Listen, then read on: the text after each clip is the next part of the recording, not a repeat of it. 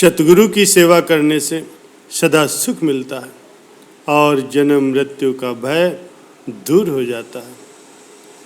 इसका कारण ये है कि अचिंत प्रभु के मन में बस जाने पर चिंता भला कैसे हो सकती। सब चिंताएं उनको ही समर्पित कर दी, अब वही जाने। सतगुरु फरमाते हैं कि ज्ञान गंगा में डुबकी लगाओ। ज्ञान में स्नान करने से मन की मैल यानी सभी कलुष विकार शुद्ध सात्विक वृत्ति में बदल जाते हैं। सत असत का विवेक होने पर सत्य को ग्रहण करने से अंतर में अमृत के तीर्थ का स्नान हो जाता है, अर्थात अमृत रसपान होता रहता है। सत्य का ज्ञान पाए हुए महापुरुषों से सत्य की प्राप्ति की अभिलाषा रखने वाले जिज्ञासु का मिलाप हो जाता है और सत्य नाम की प्राप्ति हो जाती। अपने अंतर में ही ज्योतिर्स्वरूप प्रभु का परिचय होने पर भक्ति अभिलाषी जीव भी वही ज्योतिर्मय स्वरूप बन जाता है। प्यारे सज्जनों, भक्ति पथ पर चलने वाला तो अपने उद्देश्य को पूरा कर ही लेगा, लेकिन पाखंड स्वरूप यमराज जीवों को भरमाता रहता है। जो उसके बस में आ जाते हैं वो मनुष्य जन्म के लक्ष्य को कभी पा नहीं सकते। वो अपना जीवन बर्बाद कर लेते हैं। संत फरमाते हैं कि जिन्होंने प्रभु नाम में लिव लगा दी है, प्रतिदिन सत्संग श्रवण करते हैं, वे संसार सागर से तर जाते हैं, क्योंकि उन्होंने भगवान के चरणों में अपनी सूरत की तार को जोड़ दिया। प्रभु के प्यारे भक्तों और प्रेमियों ने भगवान के चरणों में लिव लगाई। उन्होंने संसार में रह करके ऐसा आदर्श स्थापित किया जिससे उनके जीवन से प्रेरणा लेकर के कई जिज्ञासु भी उनके जैसा जीवन बना लेते हैं। प्रभु श्री राम के भक्त राजा सुरथ कुंडलपुर के राजा थे। वे स्वयं तो भक्ति भाव से ओतप्रोत थे ही, उनकी प्रजा भी उसी के अनुरूप थी। राजा ने ये घोषित कर रखा था कि सब साधन कर फल ही भाई, भजिए राम सब काम भी है। वे अपने प्रजाजनों, अपने मंत्रियों या जो कोई भी उनसे मिलने आता, उनसे यही पूछते, भाई तुम कोई धर्म के विरुद्ध आचरण तो नहीं करते? क्या तुम प्रतिदिन सत्संग श्रवण करते हो? प्रभु के नाम का स्मरण करते हो? धर्म विरुद्ध कोई भी आचरण करने वाला पापी व्यक्ति मेरे राज्य में तनिक देर नहीं रह सकता। ऐसा धर्म आचरण करने वाले राजा की प्रजा भी मानो निष्पाप और भगवत भक्ति में लीन थी। वो सभी जीवन मुक्त हो गए थे। उनके राज्य में यमदूत का प्रवेश निषेध था। एक बार यमराज जी जटाधारी मुनि का वेश धारण करके राजा के पास उनकी परीक्षा लेने के लिए उन्होंने देखा कि वहाँ की राज्यसभा साक्षात सत्संग का मंदिर है। सभी लोग प्रतिदिन सत्संग श्रवण करते हैं, भगवान के नाम का स्मरण करते हैं, भगवत भक्ति की चर्चा होती। केवल व्यवहार कार्य करते हुए ही अन्य बात होती है। गपशप में कोई भी अपना समय नहीं गंवाता। तपस्वी को राज्यसभा में आते हुए देख के राजा उठ खड़े हुए, सम्मान सहित उन्हें ऊंचे आसन पर बिठाया, उनका पूजन किया। पूछने लगे, महापुरुषों का दर्शन तो बड़ा ही दुर्लभ होता है। आज मैं धन्य हो गया। कृपा कर मुझे मनोहारी भगवान की कथा सुनाइए।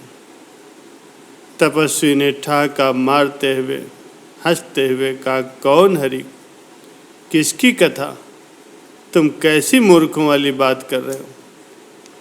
संसार में कर्म ही प्रधान है, जो जैसा कर्म करता है वैसा ही फल पाता है। हर समय हरि हरि की रट क्यों लगा रखी। हरि हरि करने से, भगवान का नाम जपने से कर्म बंधन से कोई मुक्त नहीं हो सकता। भगवत भक्त राजा को मुनि की बातें सुनकर के बहुत ही क्षोभ हुआ, लेकिन घर आए हुए संत का अपमान भी करना ठीक नहीं था। सो उन्होंने कहा, आप भगवान की निंदा भला क्यों कर रहे हैं। आपको याद रखना चाहिए कि कर्मों का सर्वोत्तम फल भोगने वाले देवराज इंद्र तथा ब्रह्मा जी को भी भोग समाप्त होने पर गिरना पड़ता है, लेकिन भगवान के भक्तों का कभी भी पतन नहीं होता। वे कृपा निधान अपने शरणागत को अपने चरणों में स्थान देते हैं।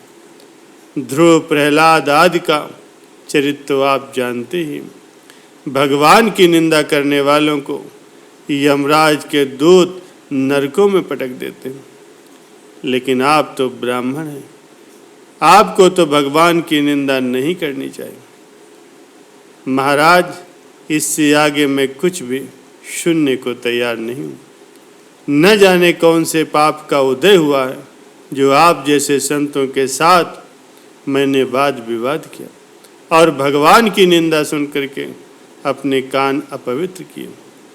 महाराज, इस राज्य में भगवान की कथा, सत्संग, प्रभु के नाम का गुणगान होता है।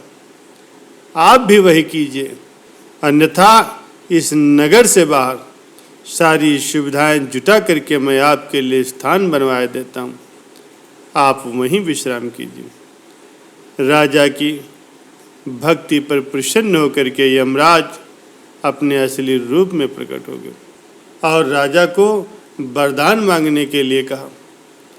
राजा सुरथ उनके चरणों में गिर करके क्षमा याचना करने लगे।